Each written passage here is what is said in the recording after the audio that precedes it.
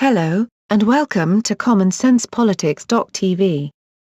You want to have a serious talk about gun violence? Let's talk about Chicago and handguns. Jeffrey Ingersoll. It seems fairly evident that nobody on the gun control side of the aisle wants to have a serious talk about guns and gun violence. What they want is an easy win.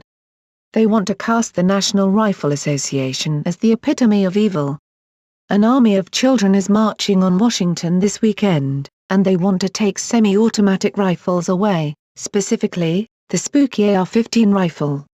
If they were actually serious about gun violence, they'd be talking about places like Chicago, and they'd lobby for further regulation of or outright ban on the sale of handguns. Yes, the real numbers actually show rifles are among the safest firearms for an American to own. According to the FBI, Americans are roughly 20 times more likely to die at the end of a handgun. Yet, handguns are definitively not part of the script the media follows when a mass shooting occurs in America. First, blue checkmarks start tweeting for gun control while the bodies are still warm. Second come the spin masters like Bloomberg's Anti-Gun Everytown USA, which got basically the entire media to repeat a wildly false statistic that 18 school shootings had occurred in 2018.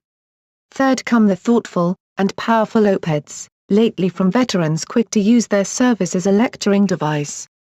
Finally, the big brands come out to play.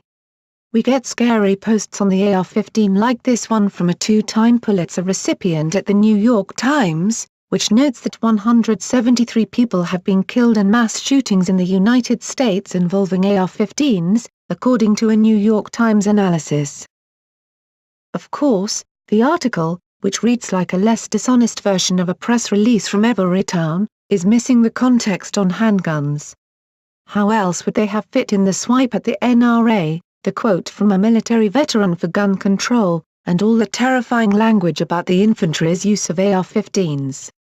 If we're to restrict gun deaths to just mass shootings, according to Statista, which uses the FBI's methodology, handguns are about twice as likely to be used as rifles. We saw the results of handguns on soft targets in the Fort Hood and Charleston church shootings. Except that it's much easier to conceal a handgun, there is virtually no difference between a semi-automatic handgun and a rifle when it comes to attacking a close-quarters, defenseless environment like a school or a church.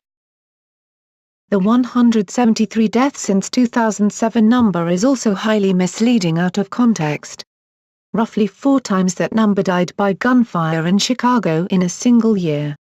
Still, not a word about Chicago gun violence from the media and gun control advocates in this recent cycle, while they loudly claim to be the white knights of gun violence.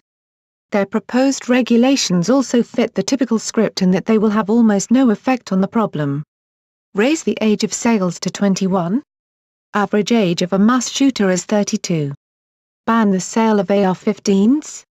There are dozens of magazine-fed carbines on the market. Ban the sale of semi-automatic rifles? Most mass shootings occur with handguns.